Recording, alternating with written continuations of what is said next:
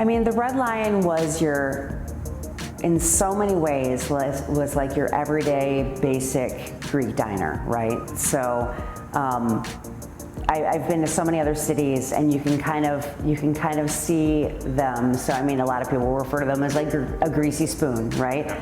But you know, it was the greatest place for hot dogs. I always say that because you couldn't say anything other than that. My family would disown me, and it had a sense of a real feel of like a gathering place.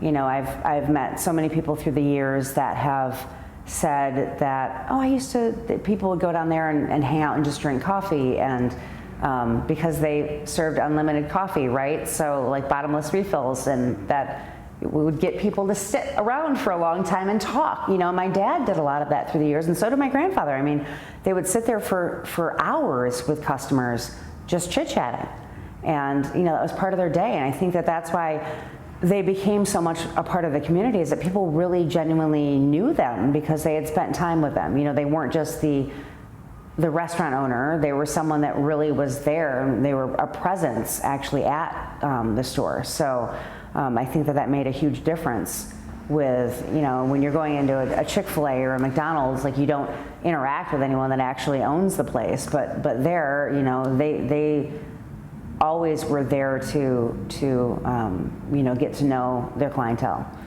You know, timeline, it was about 83 years roughly total from when my grandfather's uncle started it initially to when my father closed it in 2004.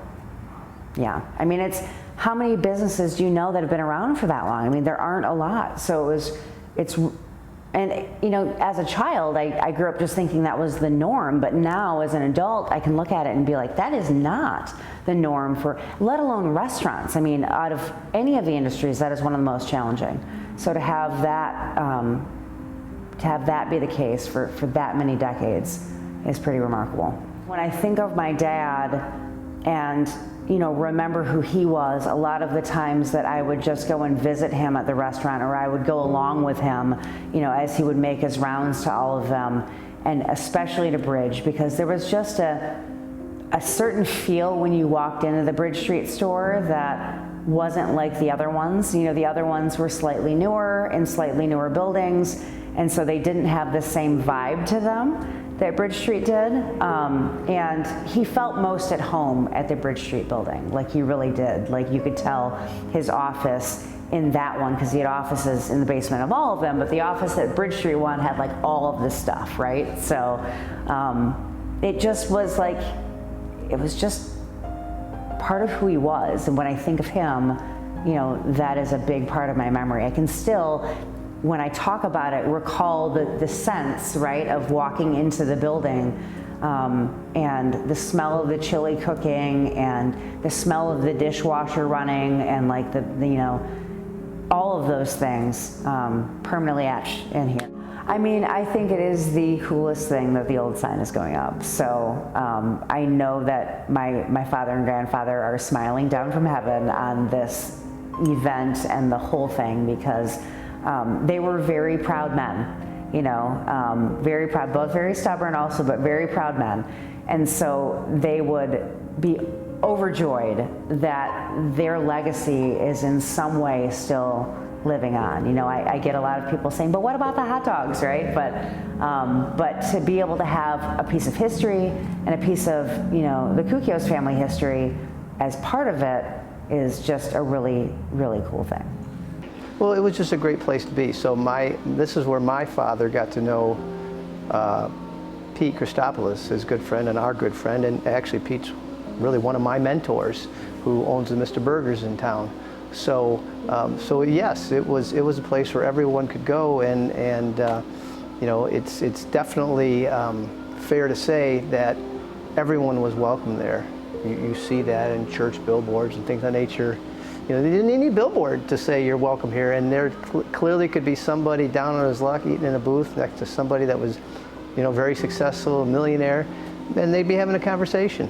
And that's what's great about Bridge Street. And you know, you know, Domingo, who's one of our friends on Bridge Street, you know, he has a hard time staying sober, and he was just walking by. I said, I want you here tomorrow, so you just try to be sober tomorrow so you can be here for when we erect the sign. So.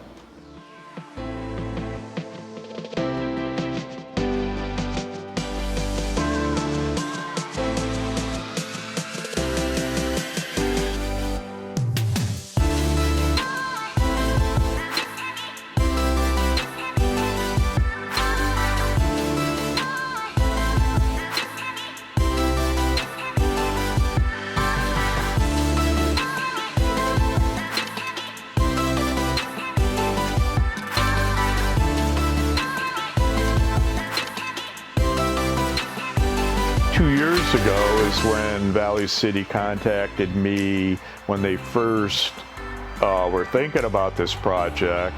Who needs it for restoration? Yeah, you know, that's the sad part about it. A lot of these signs ended up in the landfill and got destroyed. But they do pop up occasionally because people are finding them and, you know, restoring them, which is in my favor. I mean, it's such a beautiful piece of art, and to bring it back to life is really a pretty exciting moment for me, just from start to finish, you know, because there's nothing like them. I mean, it's original, you know, and you can restore it back to the quality, or even better than it was back then when it was probably first made.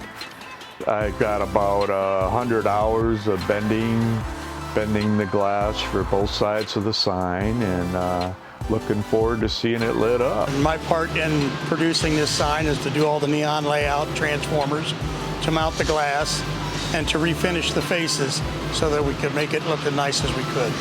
Helping out, wiring all the arrows in and reassembling it, and making sure everything relit again when it was all done. I just had to take the faces off and build new cans.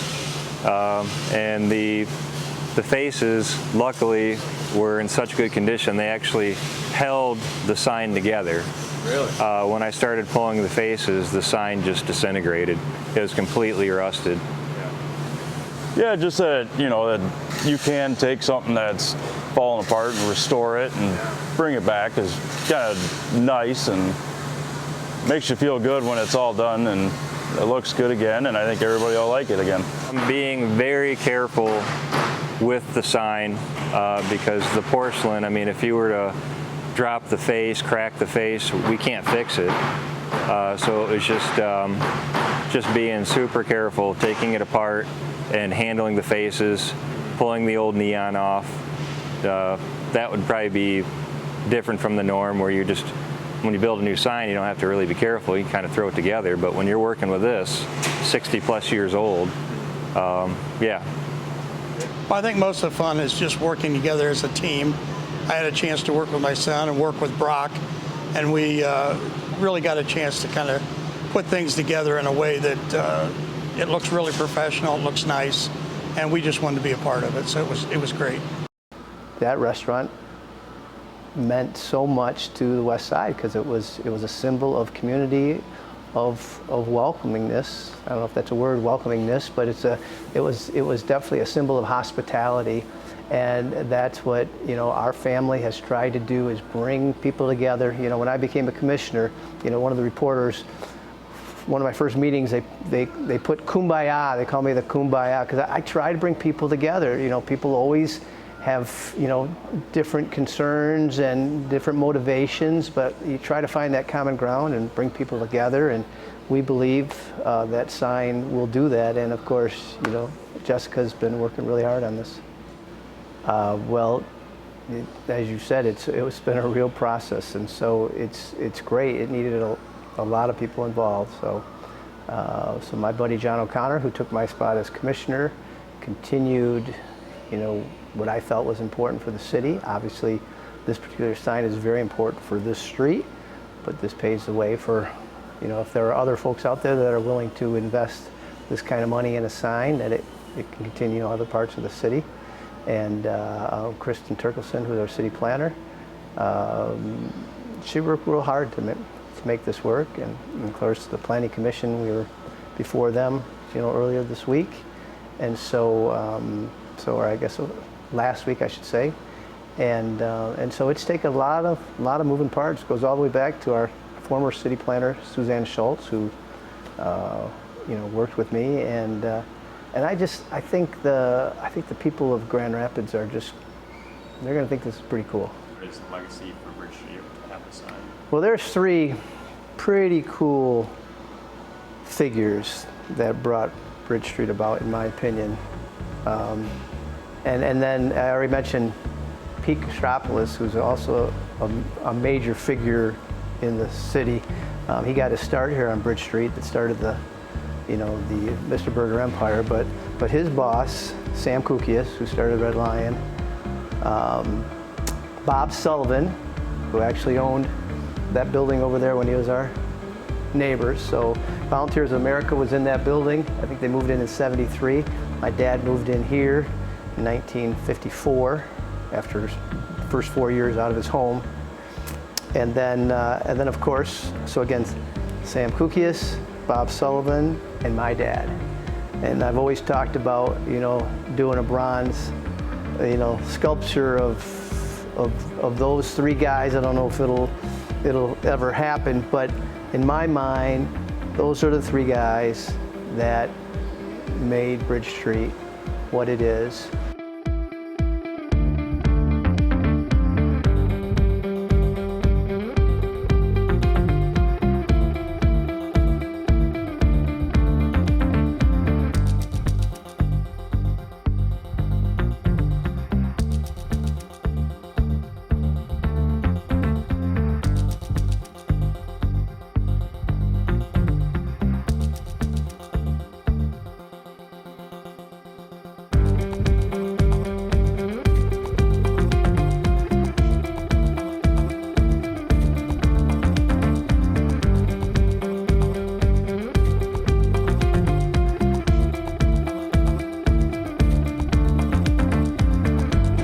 All about community. So I fell in love with the sign when it was originally up, back in high school, even before then.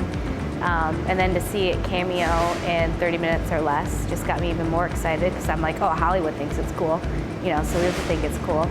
And just everything about the Red Lion and the Red Lion restaurants and what they did for our community, there's just a lot of pride and excitement for Westsiders and Grand Rapidians in general. And so I think the sign really represents community, and that's what really drives my passion for this project to keep going, even when we've had lots of hurdles to overcome. This gets me really excited. It's one of those projects that I was really passionate about and cared about in my family, but hearing that other people are feeling that way as well, especially the family that, originally put the sign up, because it's just one of those things that I get passionate about a lot of projects, but not everyone always is on board with my enthusiasm. But I feel like the community has really, rallied around this and is excited for it just as much as I am. But I have this narrative of the Grand Valley student walking down the street with their grandparents, and they're like, look at that cool sign.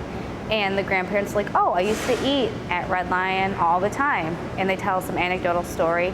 And so the sign not only will be an amazing selfie location, #RedLionGR, but it will bring the generations together, because they can share a little story and find common ground. And Bridge Street right now is definitely considered, one of the best entertainment districts right now. And, I'm just ecstatic about that. And so Grand Rapids, we're all about placemaking and bringing people together. And so this site, I really think, is an awesome place for placemaking, telling stories, and selfie location, of course, too.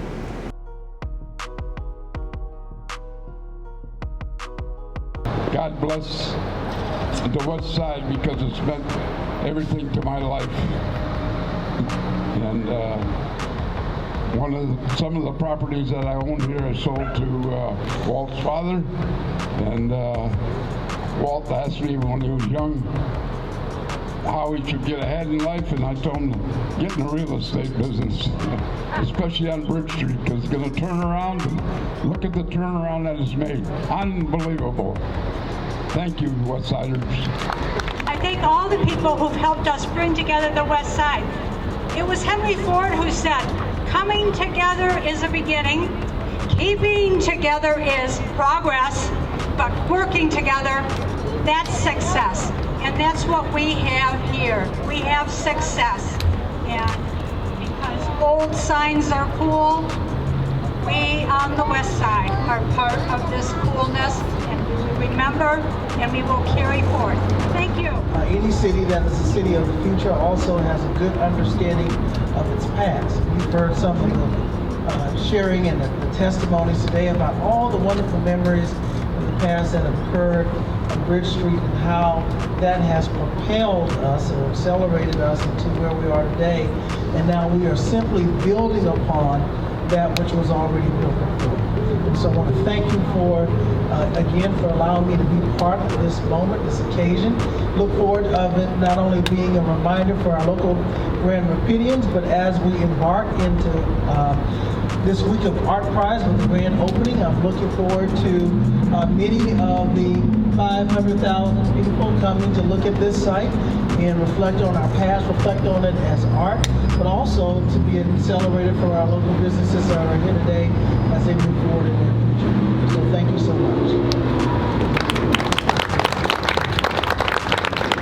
10, 9, 8, 7, 6, 5, 4, 3, 2, 1. I give you the Red Lion Neon!